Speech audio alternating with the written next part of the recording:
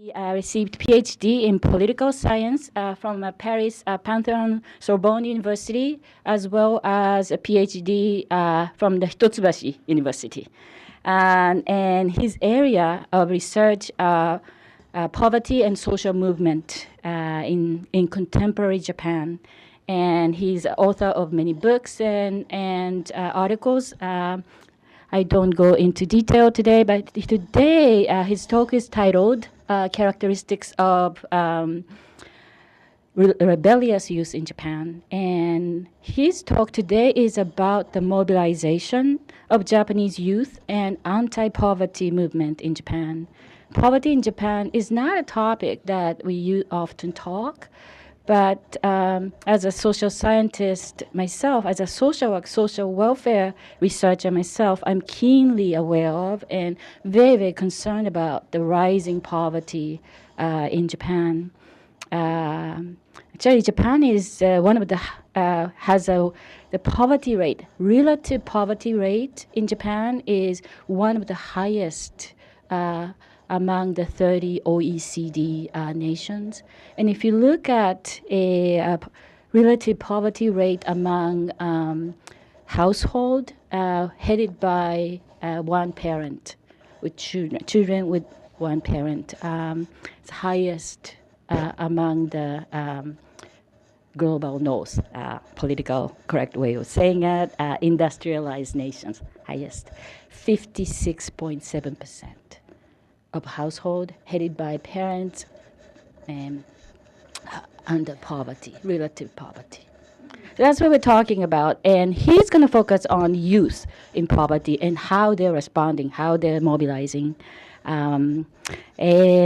So he'll be presenting findings from his sociological study of members of the Tokyo Youth Union, one of the major organizations that support mobilization of young people. And through both qualitative and quantitative analysis, he examined the life conditions of these young people and the process that leads them to social action. Hi, thank you. Thank you, for Professor Yoshiyama, for this presentation, introduction. Thank you very much for being here today. I'm struggling a bit with the mic, but it will finish soon. All right. I'm very happy to be here. I arrived on Monday, and I didn't know Michigan. I didn't know this place, and I really enjoy being here. I don't want to go back anymore. Even if it's a bit chilly here, I really like, and I would like to stay longer. So I think I will talk a long time, try to make it very long. Yeah, it's very funny. Like, we talk Paris 7 University. We actually had only one university in Paris until the end of the 60s. It was the University of Paris, as you have the University of Michigan. But after the Students' Revolution, it was divided in many universities. And this university is quite special because from the start it wanted to have multiple specialities. So you have doctors, you have scientifics, you have social scientists, you have specialists in language. And it almost disappeared in the 80s because they had to struggle always to say we want to keep this multiplicity, this diversity. And eventually now we have our university. So my talk would be about the characteristic of the rebellious youth in Japan. The introduction will be a bit long because it's a topic we are not used to talk about when we think of Japan. Recently, there have been many events in Asia which witness a strong mobilization of the youth in this region. You have the Taiwan Sunflower Revolution, you heard of. You have another one more recently in Hong Kong. You have the Umbrella Revolution. And more than often, students are and young people are at the center of these movements. Actually, they are the one who triggers such movements.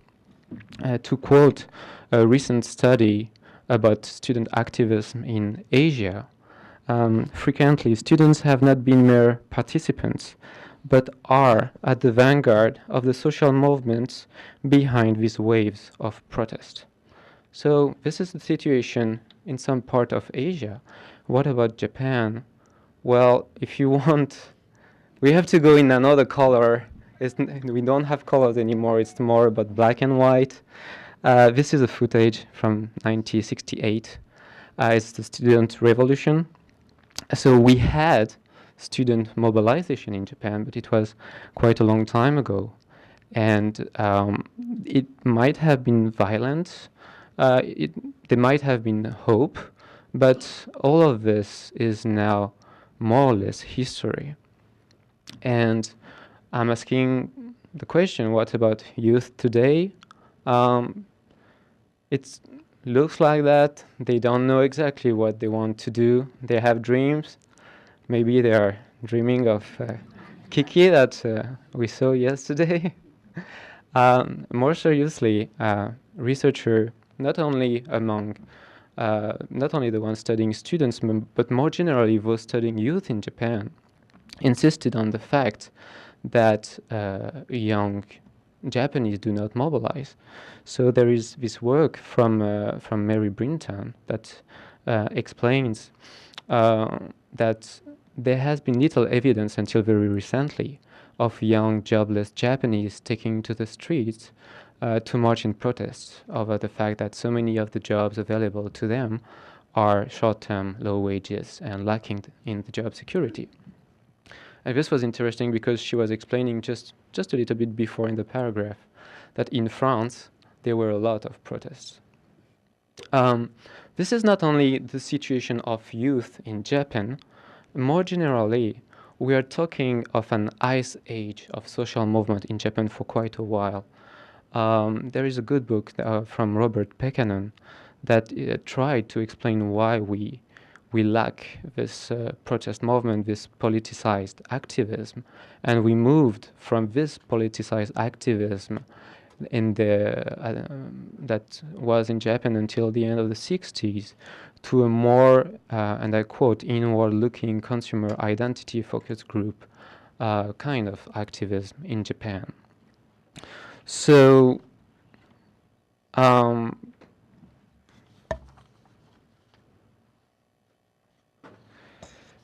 how about this? I like this idea of ice age because I believe that in Japan, and I try and other researchers try to show that there is a climate change, that there is actually mobilization and activism. It's not that easy to show, but there are some signs, and I would like to show you two signs in Japan, two big events that happen. The first one is what we called, and I'm almost sure everybody heard about that, Hakemura.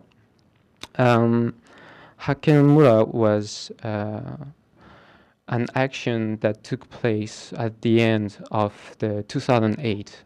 So between September 2008 and March 2009, about 300,000 non-regular workers lost their job in Japan.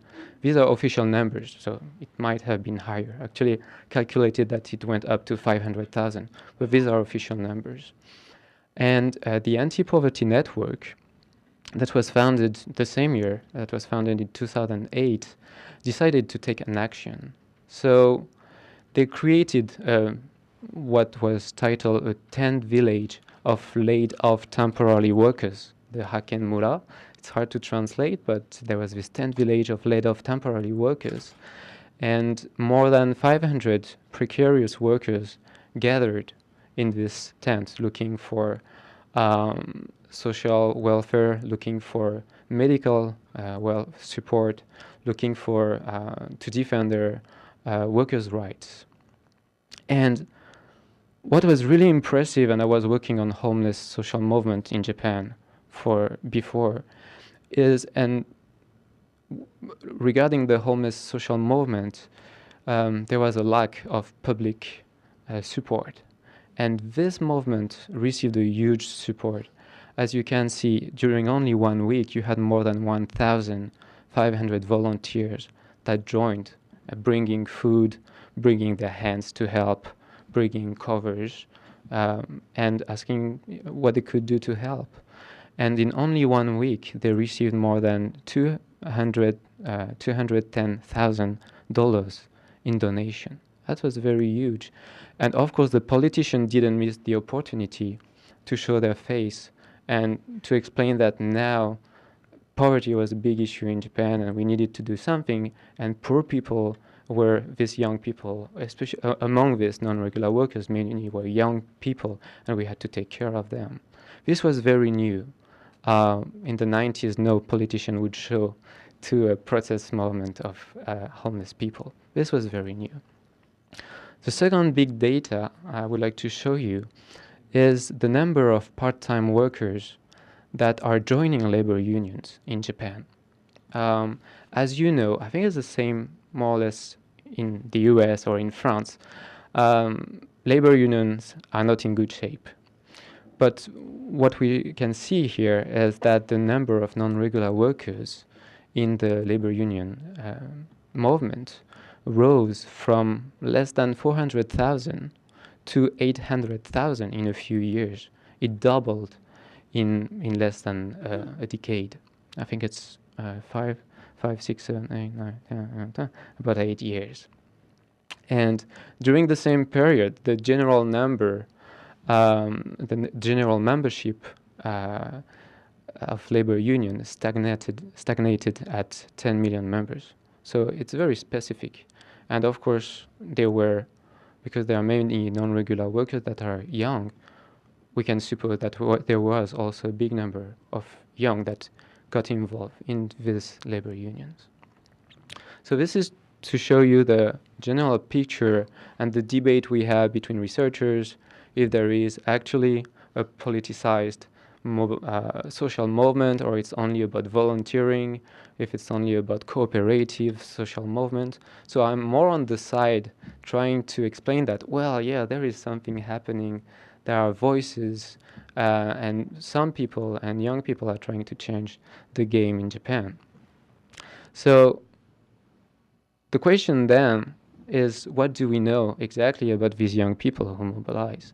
It's very different from the 60s. It's very different from what is happening in Taiwan or in Hong Kong. Who are they?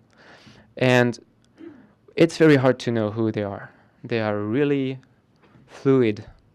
It's very hard to catch them, to ask them who they are. They don't really agree to give information. And I would like to show the results, research results of two of my colleagues that have had this kind of problem using very different methodology. The first one is a Japanese called, his name is Hashimoto Shoji. I met him and he explained me how hard it was to gather this kind of information. He used quantitative analysis of members of labor union, the same I analyzed. It's called Seinen Union, Union of the Youth. And his problem was that he sent 300 surveys and he was praying to have a high return rate. As all researchers that is doing quantitative data, please answer. I know it will be low, but this was very low. And he got only between 18 to 45 responses out of 300 members. So it's very hard to know exactly there is a lot of blur lines in his results. Of course, he worked on many other dimensions of this social movement, but on this it was very hard. Then I would like to quote another researcher, Odey Robin, from the University of British Columbia. He worked on his PhD on this youth mobilization. And so this is the page I copied. Within the social movement, it was my impression that young non-elite men were the dominant group, and there is a note. And then a little bit later, however, there was diversity in gender, age, level of education. But we don't know exactly what it is about. And this is the constraint when you're an anthropologist. Sometimes it's very hard to get the information you want to have to the people you interview. There are many constraints. And in the foot number 5, he explained that I did not systematically record the age, genders, or level of education of the members, maybe because of constraints. And he couldn't get the characteristic of the youth. So very different methodology, quantitative analysis, qualitative analysis. It's very hard to know who are these young people. So I worked about 10 years to understand the homeless social movement, and I said, okay, I have time. Let's do a new research, and I will analyze this this youth mobilization. I will take my time. So I started in 2009, joining a major organization. I had the choice between two organizations, but I overslept, and I couldn't really. And the leader of the other organization never forgave me that I overslept. So eventually, I went to this organization that is Seinen Union. It's in Japanese, Shutoken Seinen Union. It means the union of the capital of Tokyo. So it's a major it's the organization I analyze. It's a major organization for non-regular workers, especially youth, because it's written in their title. So it will bring a lot of young people I would like to know the characteristic of. It was one of the first organizations which took care of non-regular workers. It was created in 2000, and it was a new style labor union. You can see in the picture, it's not usually the way labor union use the hat. He has a strange hat, to attract the media. So it's a new style. And new style also means that as opposed to old style, these labor unions are not targeting regular workers, and they are not targeting workers that are in a company. They are not company-based labor union. They are outside the company. It's rare in Japan. And if you have a problem in your company and there is no labor union, then you can contact this kind of union that is working outside the walls of the company. So this is what we call, you have community labor union in the US, I think. And it's a little bit similar to this new type of labor union. So it took me 3 years to access the archives of the labor union. They told me they had no archives, but I could see the file. So I had to drink a lot with them for them to trust me, that I would do my best and I will not say bad things. So please show me the archives, please. And it was very important because, as you can see, it's a big number. It's more than 600 files with very detailed information, at least information we never had before.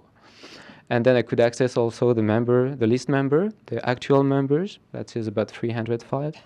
And I started interviewing members. So I interviewed 50 members, and we call that panel style. So you interview them one time, and regularly, you meet again every 2 years, every 3 years, and you see what they are doing, if they are still in the union, if they are doing something else. And I keep connecting with them since 2008, and the next round is next year.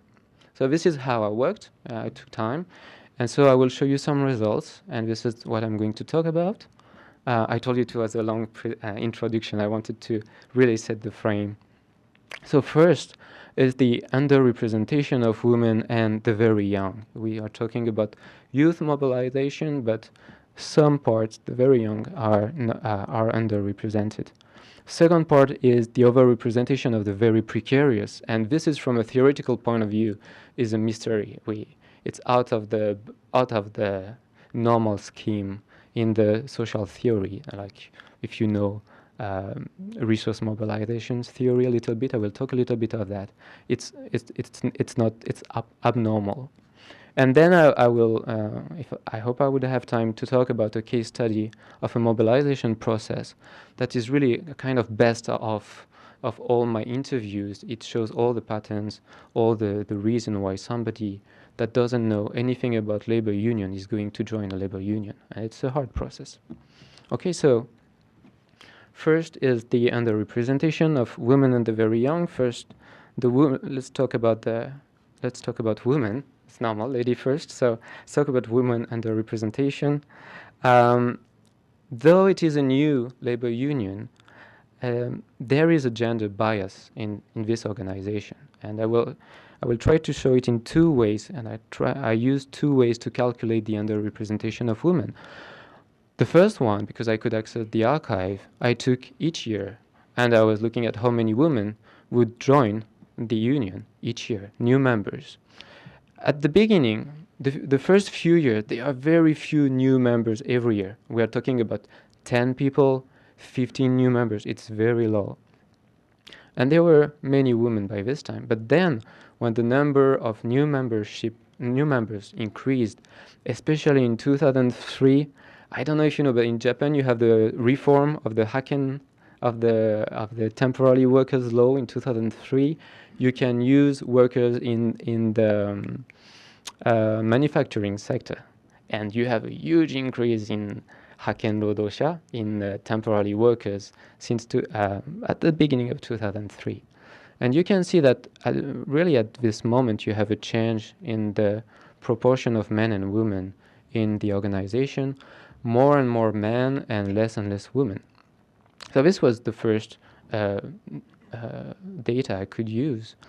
And then to talk about the underrepresentation, what was interesting was to compare with the national numbers, the national population of non-regular workers aged between 15 and 34 years old. And you can see, it's the second line, men are only 22% and women are 77%. So you have overwhelming population of women inside the non-regular workers population. But inside the members of the TYU, the Tokyo Youth Union, you have only 45% of women and 65% numbers. It's almost the opposite. So this is about some proof of this underrepresentation, and then I tried to explain why we have that. And there is a very nice book from Christopher Gertes. He was from I think he's still there. He's from the South in London.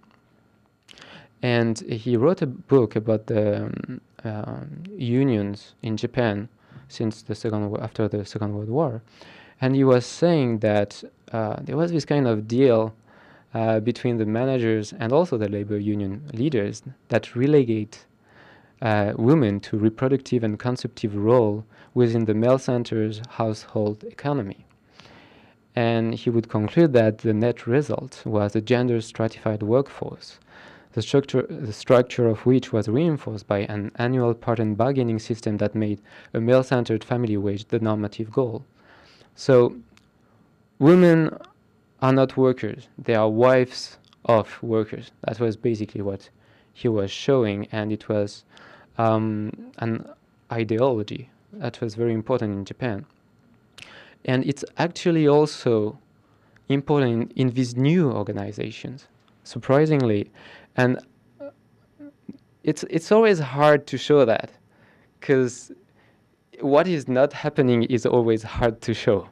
If you have less women, if nothing is happening, it's hard. But I had this, that's why I think it's important to interview people several times. This was my second interview with this person, a woman, that was for 3 years in the labor union. And out of nowhere, she started talking about the gender bias inside the labor union. And it gives a very practical sense of what is happening in the everyday life of the labor union, but the difficulty for women to join or to be part. So I will quickly read this quote. The first thing she said is, for instance, when the members work together to send out the monthly newspaper, we all have lunch together, and each time it is women who are preparing lunch. Then we have to tidy and do the dishes, and it's women who are taking care of that too. So you have the division of work. Second thing, for a long time there were only a few women in the executive committee, so the committee that can decide on the policy. But nobody did it on purpose. It's so obvious that women are not supposed to be in the executive committee that nobody thought it was strange. And women were in the shadow as supporters most of the time. They would not be in the higher rank of the union. And then she gave me an example. For instance, let's take the example of a woman who comes to ask for help at the TYU, the TYU because of a sexual harassment incident. she cannot really talk about this experience with a man, even if he's a counselor. It's like she was harassed a second time. It's hard to talk about this kind of experience to begin with. So if counselors were all men, it's like women are wounded a second time. And talking with Yoshihama sensei, she explained that this is a very important problem with this kind of issue, sexual harassment issue. Who is the counselor? So they had this problem. And the last thing she said is, because she's trying to improve the situation, inside the labor movement there are many conservative people. It is a movement that is centered on men, and women are treated like, and I quote, it's what she said, well, they are women. So it's very hard to move toward an equal treatment. So I cannot say all the things I think out loud, or it's going to turn into a fight. So I'm saying things little by little. This is my strategy, and I hope it will succeed. So this was to give some explanation about this underrepresentation of women inside the labor union. Took us some time, but the next thing is about the age distribution of the labor union. The fact that you have not so many young people inside this union.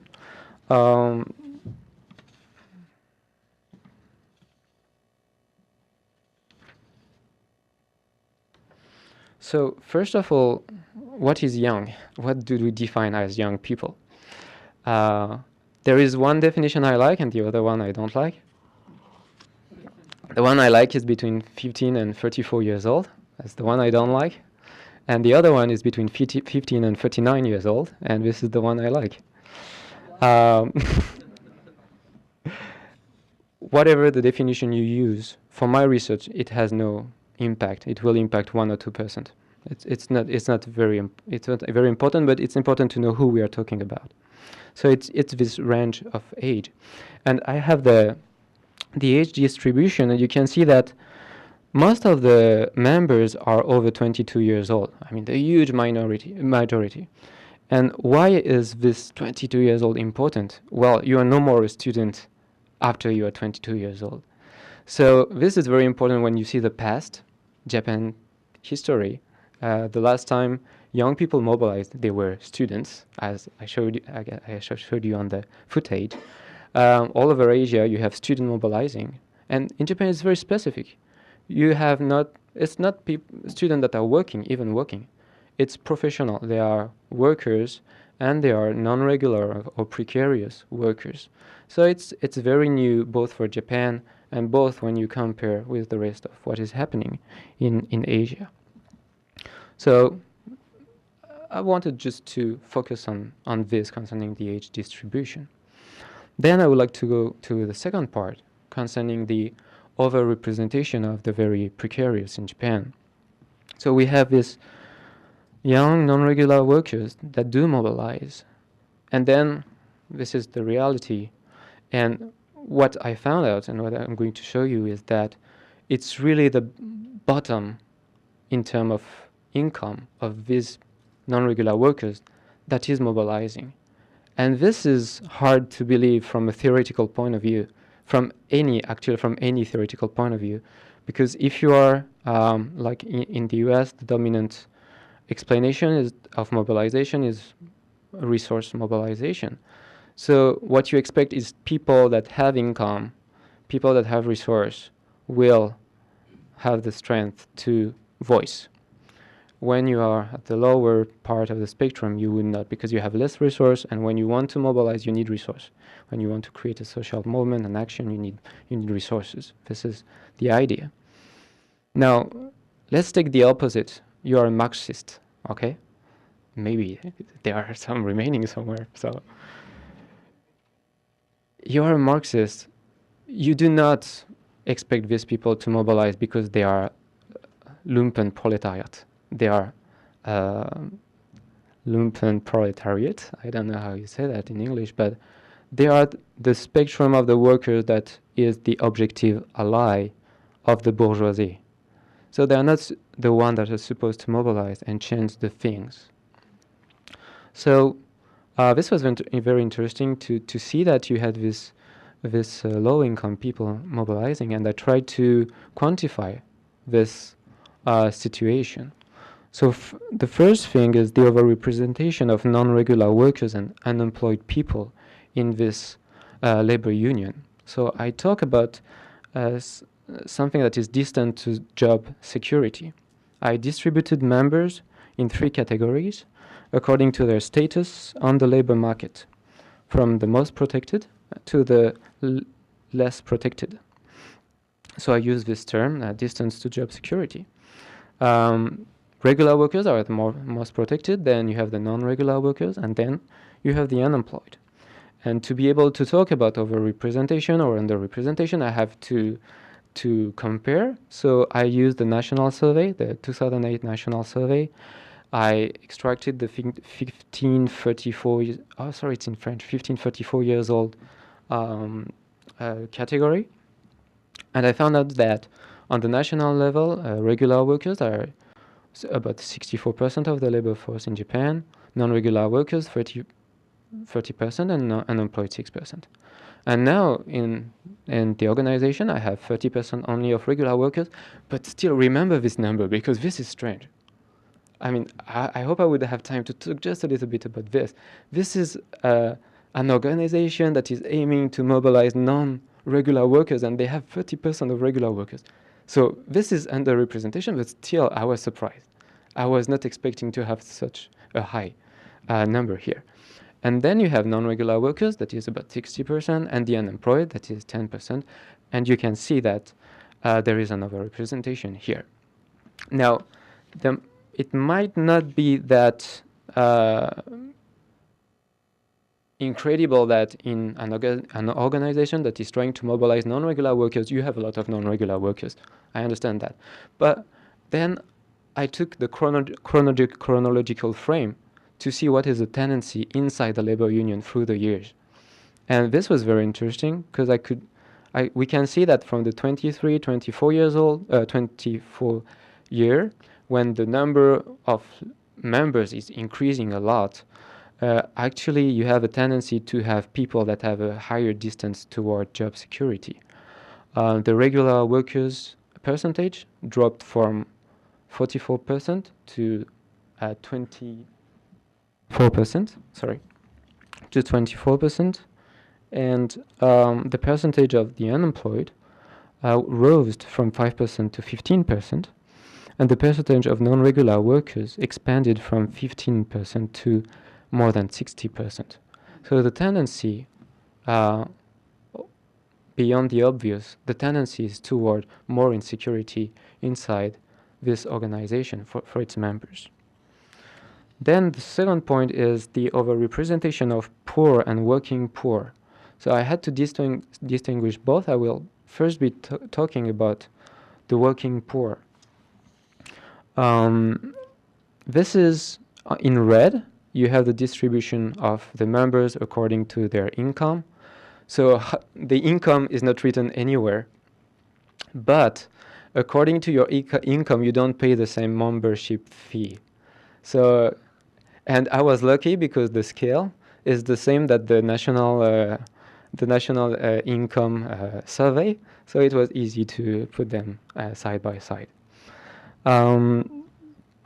So I selected the 2008 national survey because I didn't want the bias of the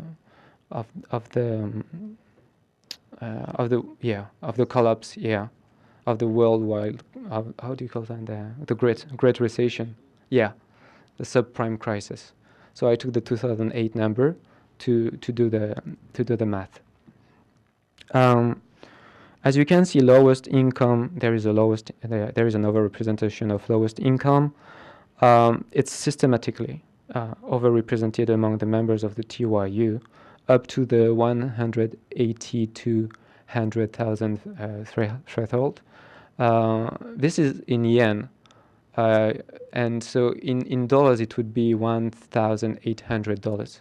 You just have to add a zero to have it in dollars, and 30 to have it in yen, and this is monthly income. So usually working poor in Japan are defined as people that earn less than $20,000 a year. So this is about $1,600 a month. It's the usual definition. According to the national survey, among the population aged 20-39 years old, only 15% of the population is under this threshold. But among the members of the TYU who have an income, more than 50% are under this poverty line. And there are many members that are at the lower part of the spectrum, with an income that is under $990 a month. They account for 20% of the members, though in the national survey it's only 0.3%. And I don't introduce here people that have no income. So the number are even higher. I will talk a little bit later, but because it's the comparison is the income national survey, I can talk only about people that have income. So I'm not talking about people that have no income. I will introduce them now. So we will talk about not only poor, about people with working poor, but poor in general. Yeah. Okay. Great. I hope. In 2007, Japan has officially disclosed for the first time its poverty rate. And you talked about the poverty rate in Japan. Poverty rate has the second highest poverty rate in developed countries, just after the US. You have the US, you have Mexico, and you have Japan. So you can take out Mexico, and this is incredible numbers when you think about Japan, about the way it developed to an economic advanced country. So it has a very high poverty rate. They refuse to publish official data. It started from the international organization that needed to compare countries. So we had numbers first from the international organizations, the World Bank, and then the government accepted to release the number. And so it was about 16%. It's 16% is high, but they use in Europe, so they use the poverty line 50% of the median. So in Europe we use 60%. So I don't go into detail, but if you use 60%, you have more poor people, and if you use 50%, you have less people. So according to the archives, 35% of the members are poor according to the Japanese standard. And if you look at the European standard concerning poverty line, 50% of the members would be under the poverty line according to European standard. And you remember I told you try to remember the number of regular workers, because it was high. It was like, I don't remember, but it was like 20, 23, 24. It was 24%. And the average income of a regular workers is $2,600.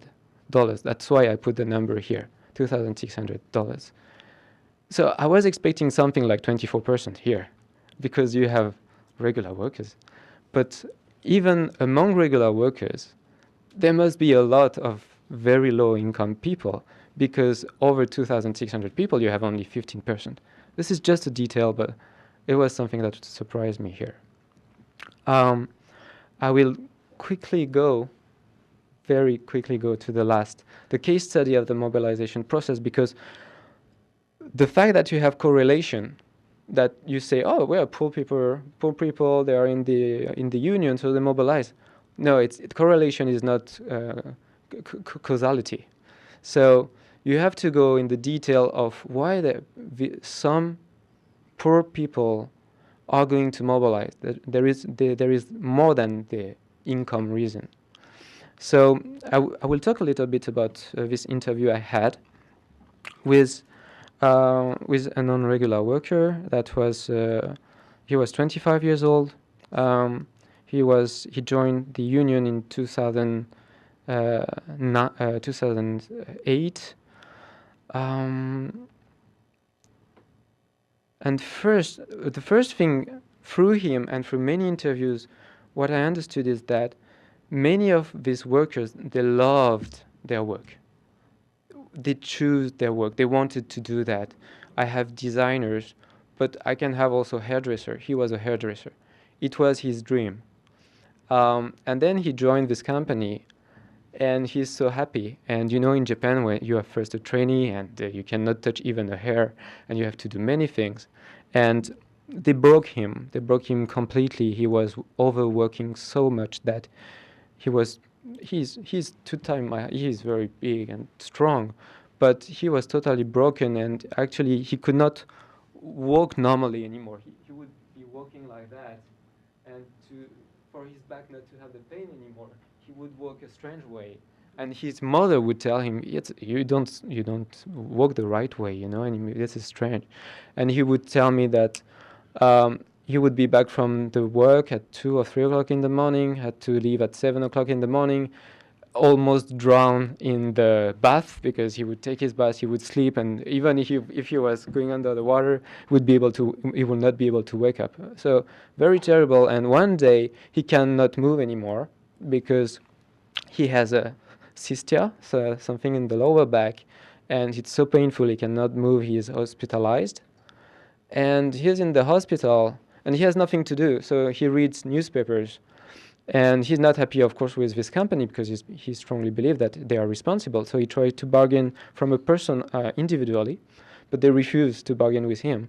And he's like in his hospital room, looking at the newspapers, and there is the interview with a lawyer that is specialist of the rights of labor rights. Okay, and he called the lawyer, and he set a meeting with him.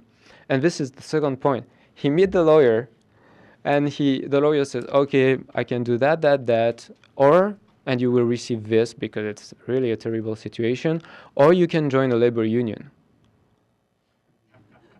And what he said, this young guy, what he said was, what is a labor union? This is the situation in Japan. I don't know how.